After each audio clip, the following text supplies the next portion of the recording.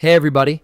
Today we are going to learn how to create outline text in Adobe Illustrator by converting text into paths. First, type your text using the Type tool. Now, click the Selection tool. Click once on the text to select it. Click Type, then click Create Outlines. Illustrator converts the text into vector paths. The text is no longer editable as text, but it is now fully scalable and printable. Optional step. Right-click the outlined text. Click Ungroup if you want to edit letters individually. This is useful for logo design. That's it. I hope this helps you on your current and future projects.